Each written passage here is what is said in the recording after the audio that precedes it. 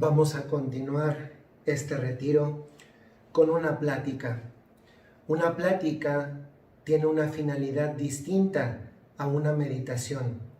Mientras que las meditaciones están orientadas completamente al diálogo con Jesucristo, una plática tiene la finalidad de instruir, en este caso en un aspecto de la fe. Y esta plática está centrada en un tema oportuno por el tiempo que vivimos, pero en realidad formativo para toda la vida. Ustedes tal vez se han dado cuenta que en todas las misas hay momentos en diferentes partes de la misma en la que el sacerdote hace algunas oraciones privadas. Solamente las hace él y la mayoría de las veces es en voz baja. Pues una de esas oraciones está colocada en el momento de la preparación del altar, en lo que solemos denominar ofertorio. El sacerdote prepara el cáliz, prepara el vino y al final, una vez que lo ha preparado y que lo ha presentado a Dios, dice esta oración en voz baja, casi al final. Acepta, Señor, nuestro corazón contrito y nuestro espíritu humilde. Que este sea hoy nuestro sacrificio y que sea agradable en tu presencia, Señor Dios nuestro. Es una oración que prácticamente todos los sacerdotes no sabemos ya de memoria.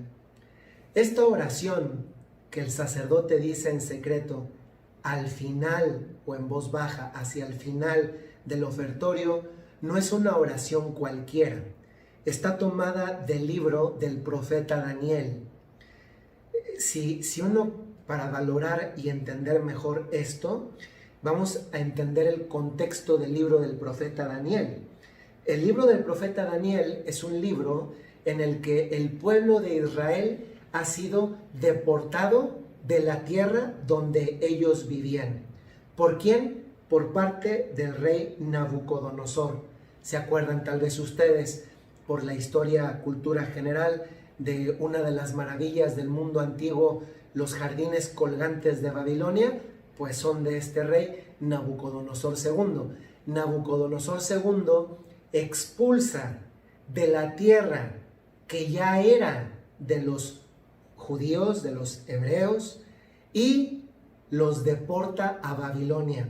Y no solamente eso, les destruye el templo. El templo era el centro en torno al cual giraba la vida de todos los judíos. Y una vez que el templo es destruido y el pueblo es deportado, es que esto es algo muy duro, porque Dios los ha sacado de la esclavitud, les ha dado una tierra, por fin se han establecido en ella, han construido un templo para Dios y toda la vida gira en torno a ese templo, que era un solo templo, y se los destruyen y les deportan de la tierra que les habían dado. Y entonces, justamente en este contexto, una vez que lo hemos entendido, la finalidad del libro es sostener la fe y la esperanza del pueblo de Israel, estando en un territorio que no es el de él, y en un territorio en el que además no hay dónde dar culto a Dios, porque el culto es el punto de unidad de todo el pueblo, el culto a Dios. Y no teniendo templo, y no teniendo un territorio propio, es donde el autor dice entonces esta oración en secreto. Bueno, la dice el sacerdote en secreto, la persona la escribe el profeta. Y es esta: acepta, Señor, nuestro corazón contrito y nuestro espíritu humilde. Que este sea nuestro sacrificio y que sea agradable en tu presencia, Señor Dios nuestro. Está en el capítulo 3 del libro del profeta Daniel. Y es muy significativo por algo. En el templo de Jerusalén se ofrecían multitud de sacrificios de animales. Había un lugar donde ofrecer un sacrificio como un elemento de culto a Dios. Pero ahora que ya no tienen todo eso, Lo único que sí tienen y que sí es verdaderamente suyo es un corazón contrito y humillado, los cuales, corazón contrito y humillado, el cual Dios le resulta agradable y no lo desprecia. He querido comenzar con esto porque aquí hay dos cosas a continuación que son las que vamos a ver. La misa es el acto de culto más perfecto y excelente. Y eso es una verdad fundamental. La misa es el acto de culto más excelente. No se ofrecen cosas, se ofrece Dios mismo. Eso por una parte. Pero por otra, podemos preguntarnos, ¿qué es un verdadero acto de culto? La misa es el acto de culto por excelencia a Dios. Pero de cara a nosotros, porque esto es Dios, la misa es Dios que la hace. Y nosotros que nos sumamos a ese sacrificio, actualización del sacrificio de Jesús en la Santa Misa. Pero de cara nada más a nosotros, ¿qué es un verdadero acto de culto? Y esto tiene una actualidad relevante en el contexto de que en este momento de la historia no hay misas. No hay misas por lo menos públicas o a las cuales podamos asistir. Me refiero a los laicos. Hay católicos que han contestado estas medidas en el contexto de la pandemia. No han faltado incluso quienes se han puesto a levantar incluso firmas para pedir a los obispos que se levante la restricción, o incluso que comiencen a circular videos de diferentes países, pero con el mismo contenido, pidiendo que se levante la restricción de la misa celebrada de forma pública con fieles. No entro en una valoración de ese tipo de actos, porque no ese es el fin de esta charla.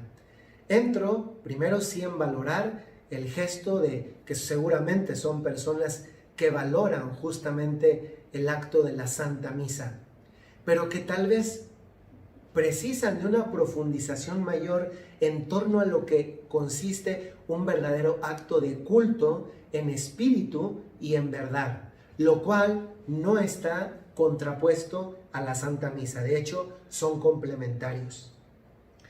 Y comienzo con esto.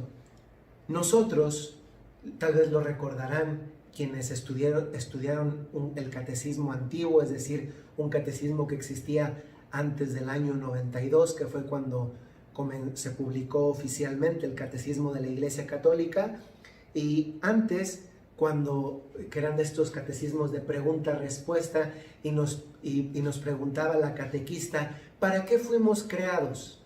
Y respondíamos, fuimos creados para adorar y dar culto y reverencia y servir a Dios nuestro Señor, lo cual sigue siendo una verdad. La finalidad de nuestra vida, podemos decir que hay varias finalidades, pero esas varias finalidades están jerarquizadas. Y estas finalidades jerarquizadas, por lo tanto, al estar jerarquizadas, tienen una primer finalidad. Y esta primer finalidad que da razón de por qué estamos aquí, de por qué existimos, es justamente esta. Hemos sido creados para alabar, hacer reverencia y servir a Dios. Nosotros, como seres humanos, al ser seres racionales, tenemos una capacidad de rendir culto a Dios, de rendir reverencia, de servir a Dios. Esto es algo propio humano, porque interviene la libertad e interviene la inteligencia. Y esto entonces también nos habla de que tenemos una capacidad, que es una capacidad estrictamente humana, que es la capacidad de adorar a Dios, porque interviene nuestra voluntad, el deseo de querer nosotros adorar a Dios nuestro Señor. lo podemos adorar. Es impresionante darnos cuenta que en la historia de la salvación, lo tratamos un poco en la primera meditación, aunque esta es la plática, cuando Dios saca al pueblo que Él elige de Egipto, de la esclavitud, le pide a Moisés que vaya a hablarle al faraón para pedirle que saque a su pueblo. Pero sacar al pueblo de esa esclavitud para llevarlo al desierto es con una finalidad. Le dice a Moisés, dile que deje a mi pueblo salir para que vaya al desierto, y aquí está el núcleo fundamental, para dar culto a Dios. No es sacar por sacar, es sacar con una finalidad, y la finalidad es dar culto a Dios nuestro Señor. El pueblo es liberado para dar culto a Dios. Esta liberación de la esclavitud que el pueblo de Israel padece en Egipto es una analogía y una prefiguración de lo que nosotros viviremos después. No estamos, es verdad, o al menos no está la mayoría de las civilizaciones actuales sometidas a otro pueblo que les oprime, aunque hay algunas excepciones pequeñas en algunas latitudes del mundo. Hoy la gran esclavitud es la del pecado. Y cuando Dios nos quiere liberar del pecado, es justamente para permitirnos un culto agradable a Él. Un culto que, por lo tanto, al ser libre de las ataduras del pecado, nos permite también ser felices.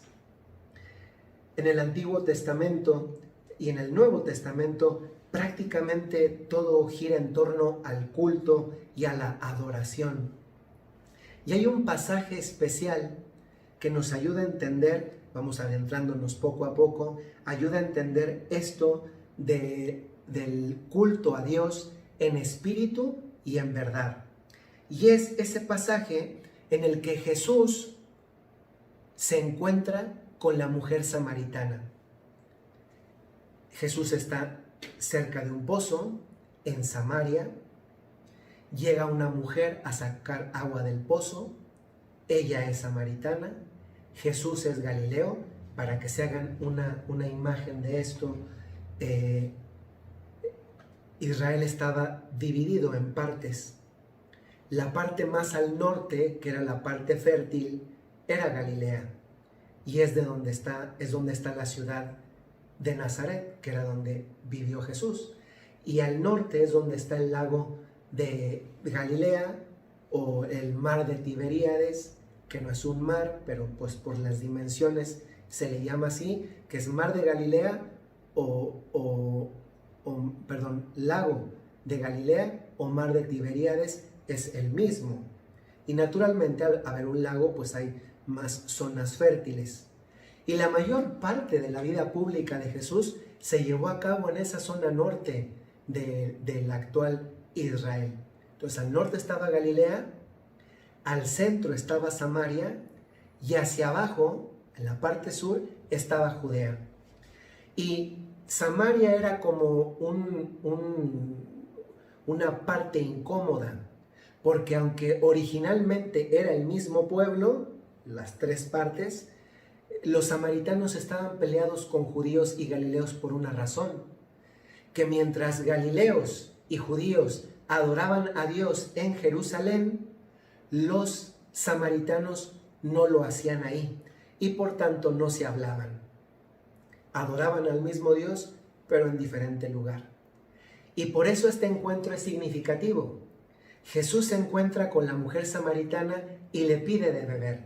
Y la mujer le dice: ¿cómo tú, siendo Galileo, me pides a mí, mujer samaritana, que te dé de beber? Y eso se entiende porque no se hablaban, porque eran pueblos que no tenían contacto entre ellos por rencillas del pasado en torno al culto a Dios.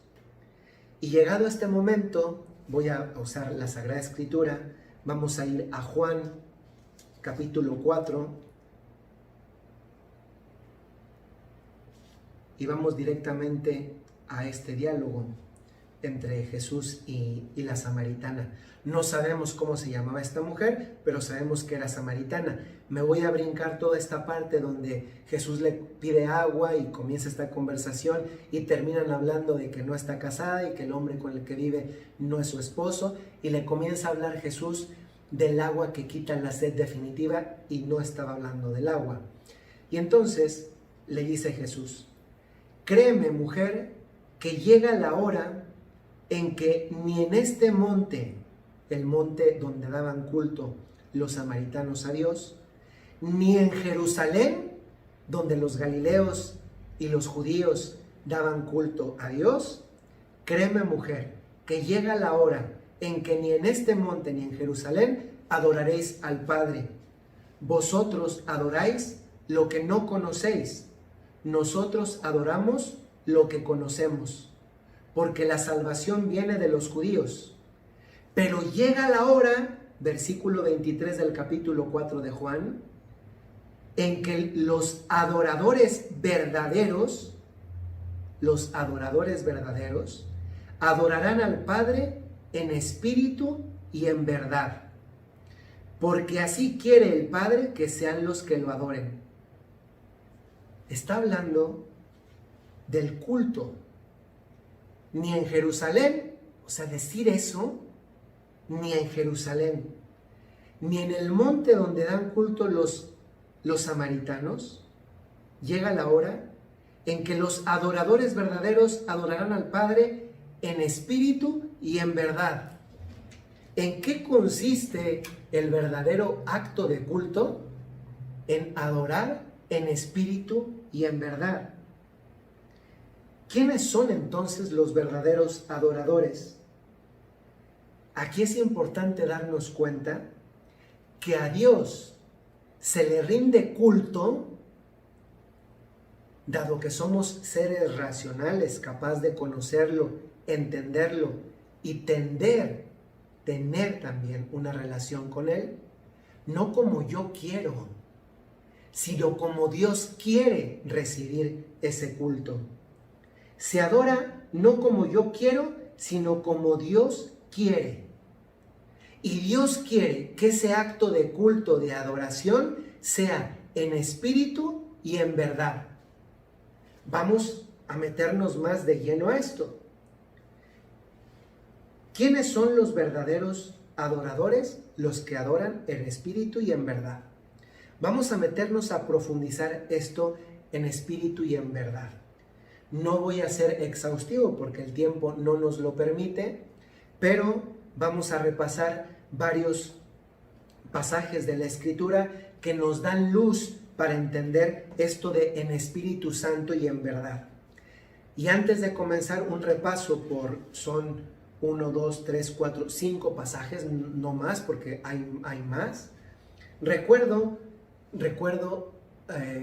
recuerdo cómo hay diferentes momentos en la Sagrada Escritura, en el Nuevo Testamento, concretamente en los Evangelios, donde Jesús les da unos rapapolvos a los fariseos, porque los fariseos, y no solamente los fariseos, también los escribas, los sacerdotes, los saduceos, en el contexto del Evangelio del tiempo de Jesús, cumplían solamente ritos externos e identificaban el salvarme con el cumplimiento externo de una serie de normas. Y había tal cantidad de normas que se respetaban escrupulosamente, externamente, pero que no se encontraba una resonancia interna. Y esto es algo que da una pauta orientativa para esto de en Espíritu Santo y verdad.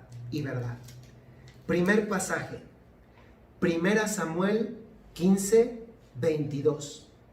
Dice así: Samuel dijo: ¿acaso se complace Yahvé en los holocaustos y sacrificios, tanto como en la obediencia a la palabra de Yahvé? Mejor es obedecer que sacrificar.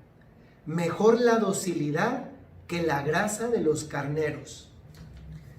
Vamos a ir descubriendo en estos pasajes que iluminan el significado de adorar, dar culto a Dios en espíritu y en verdad. Vamos a ir descubriendo varios aspectos. Y este primer aspecto de 1 Samuel 15:22 nos enseña que el culto, la adoración en espíritu y en verdad entronca con la obediencia y la docilidad. La obediencia y la docilidad, lo repito, 1 Samuel 15:22. Dice Samuel: ¿acaso se complace Yahvé en los holocaustos y sacrificios, tanto como en la obediencia a la palabra de Yahvé?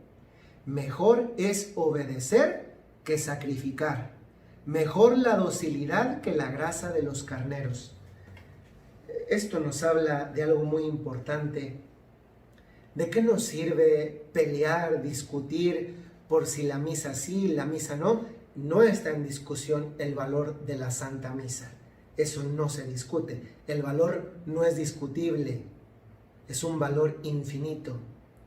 Es el hecho de la obediencia y la docilidad al modo de vivir la misa, privándonos en muchos casos de ella por una circunstancia excepcional.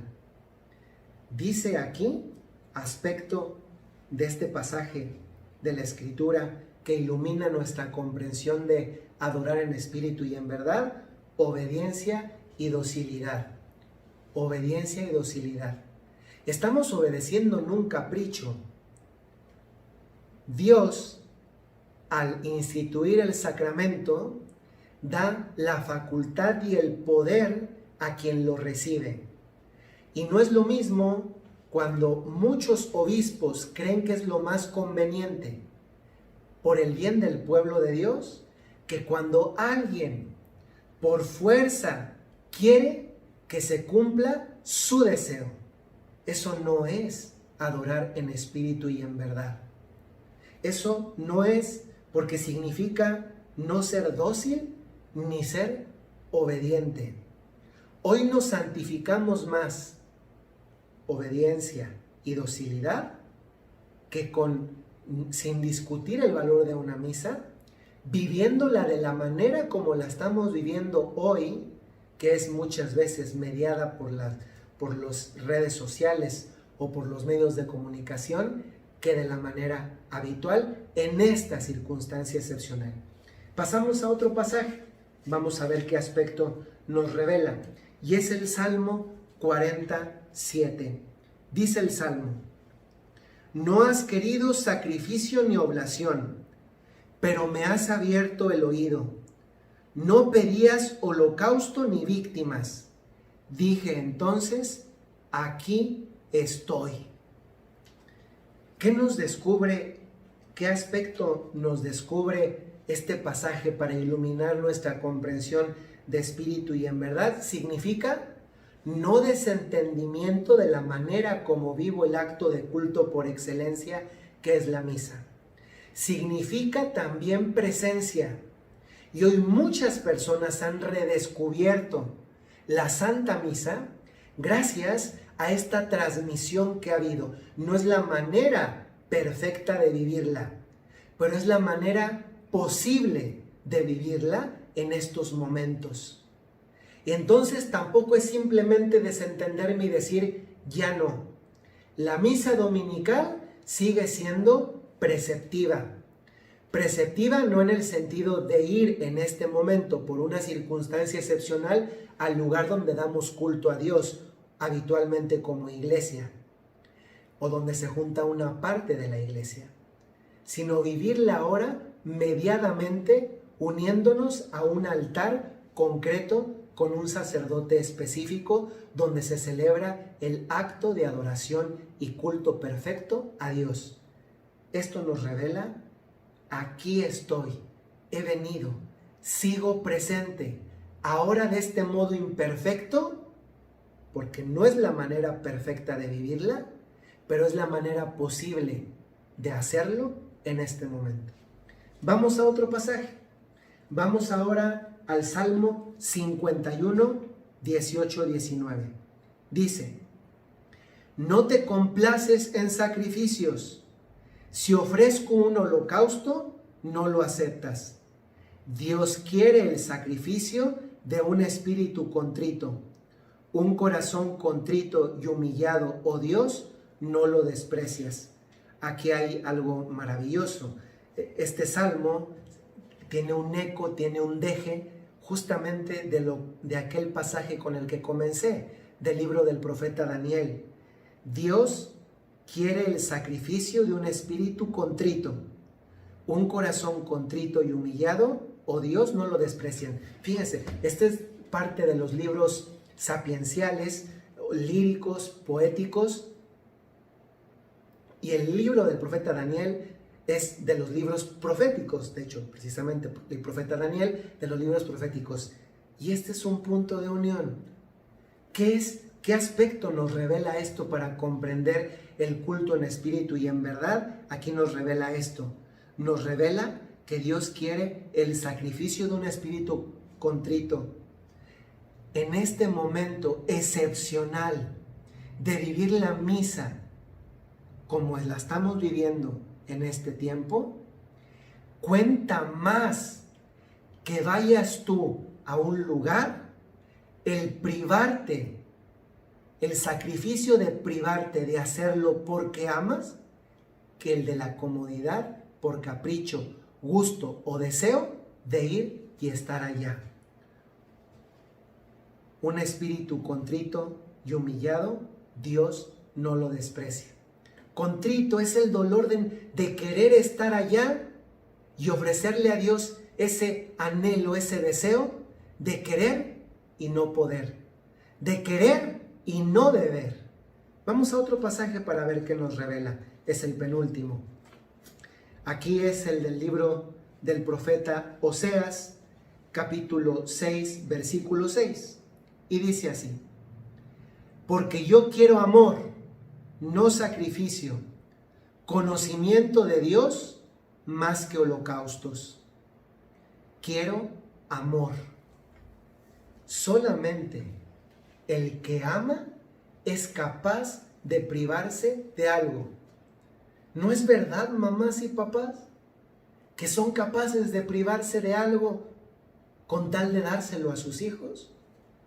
Yo siempre me gusta recordar cuántas mamás se levantan de verdad gozosas, deseosas, felices a las 3 de la mañana cuando su hijo recién nacido tiene hambre.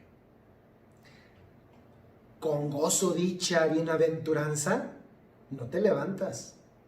Y menos cuando ya llevas 1 mes, 2 meses, 3 meses haciéndolo. Te levantas porque amas a tu hijo. Y eso te hace capaz de hacerlo. Papás varones, ¿qué es lo que te mueve a perseverar en el trabajo, en la empresa, en ese proyecto? Sino sacar a tu hijo adelante porque tienes que pagar la mensualidad del colegio, el semestre en la universidad, la casa donde vive en otra ciudad. ¿Qué no hacen ustedes, novios, por sus parejas, por amor? Este aspecto nos revela también: si no es por amor, no se entiende.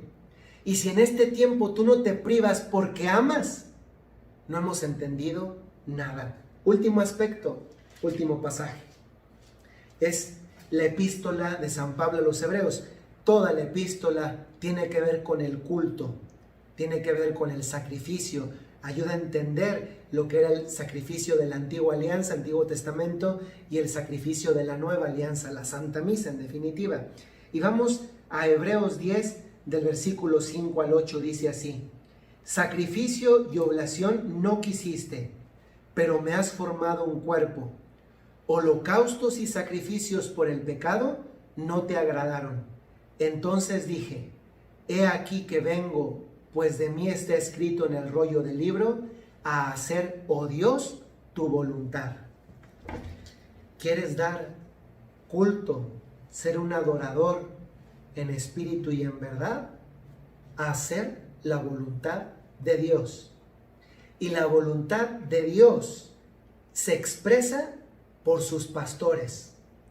Y los pastores, de forma prácticamente unánime, han dicho, en este momento, la misa presencial, físicamente en el lugar de culto, no.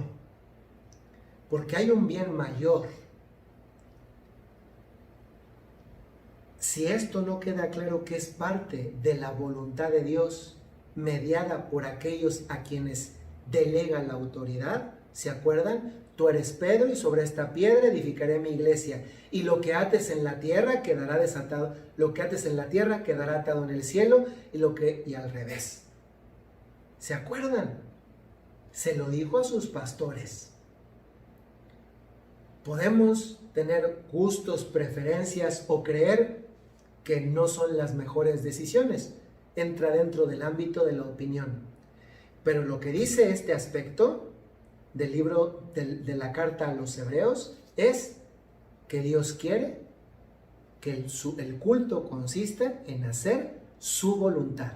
Estos 5 aspectos de la Sagrada Escritura nos ayudan a entender mejor qué es esto del culto en espíritu y en verdad. Y esto en definitiva consiste, si tuviéramos que resumirlo de alguna forma, consiste en una vida, digamos, vamos a pasarlo ya de la relación inmediata con la Santa Misa, que es verdad, tiene que ver con esto, pero no solamente tiene que ver con el acto de culto, porque toda nuestra vida, esta es la forma de culto perfecto, la Santa Misa, pero toda nuestra vida es oportunidad de culto, de ser adoradores en espíritu y en verdad, por una razón.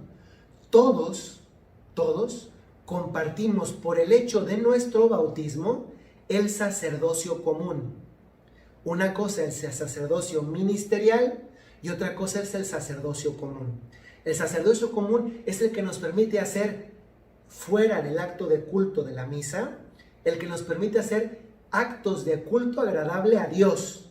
Y un acto de culto agradable a Dios, basta que tú ofrezcas algo de tu vida cotidiana ordinaria, te cueste o no te cueste, que lo ofrezcas, y eso es un acto de culto del cual eres capaz por el hecho del sacerdocio común recibido por tu bautismo. Sacerdocio común no es lo mismo que sacerdocio ministerial. El sacerdocio ministerial es el sacramental. El sacerdocio común es el que me capacita en cuanto bautizado para orar, para ofrecer actos de culto agradable a Dios, como es la vida misma. Y en este contexto, la vida se convierte también en un acto de culto en espíritu y en verdad. ¿Qué significa esto? Significa una vida informada con el sentir, el pensar, el ver, el oír de Cristo. La vida es igual a la fe. La fe en este contexto es igual a la vida. Naturalmente también tiene que ver con los ritos. Una ceremonia tiene ritos. Una misa está formada de ritos. No es entonces ahora un no a los ritos. No. Adorador en espíritu y en verdad es vivo el rito externo porque primero lo he asimilado internamente y comprendo su valor. Y comprendiendo su valor, ese acto, ese rito externo manifiesta lo comprendido interiormente, que ya no solamente es algo comprendido, que repito, es algo asimilado que se convierte en la manera como yo internamente expreso externamente lo ya comprendido y ya asimilado. Vamos terminando. Conclusión. Entonces, 2 conclusiones. Entonces, ¿qué es la iglesia? La iglesia no es el edificio. La iglesia somos cada uno de nosotros. El día que nos bautizaron nos convertimos en hijos de Dios. Y por el hecho de ser hijos de Dios nos convertimos en iglesia. Cada uno. No somos toda la iglesia. Pero donde estás tú, ahí está la iglesia. Y es bello darnos cuenta que entonces una cosa es el lugar de culto, el edificio, el lugar de culto, la casa de Dios, que se convierte en iglesia cuando toda la iglesia, es decir, cada persona va desde su lugar a juntarse. Cada persona es iglesia, pero no es toda la iglesia.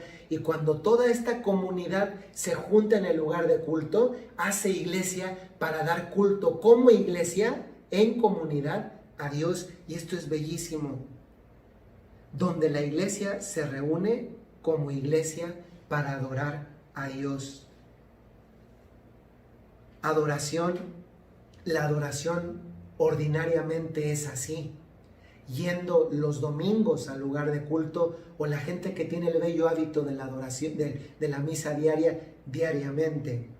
Pero estamos en un momento excepcional y por tanto ya queda poco, y cuando las cosas se normalicen, no es que ahora digo, no, ahora yo la quiero vivir así, no. Eso era para la situación excepcional. La manera ordinaria del culto perfecto, habitual, ordinario, es como se vive de forma física, presencial, en la iglesia, en el lugar de culto. Y finalmente, todo esto debe generar en nosotros paz. Decía Juan 23, obediencia y paz. Y doy 5 puntos aquí al respecto.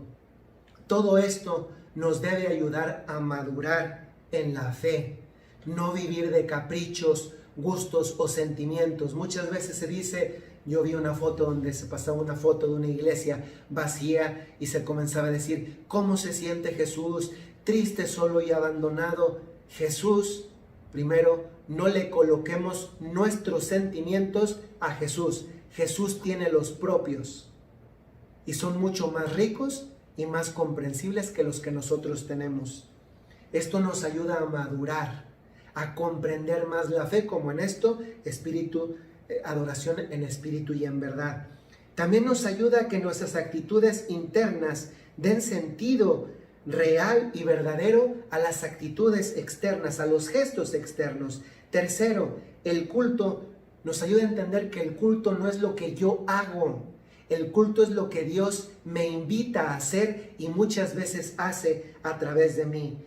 Cuarto, me ayuda a revalorar mi sacerdocio común. Todo se puede convertir en un acto de culto a Dios cuando nace de una actitud interna, de ese ser, sentir, ver, escuchar, tener, en definitiva, los mismos sentimientos de Cristo. Y finalmente, y con este termino, nos despierta el deseo de Dios.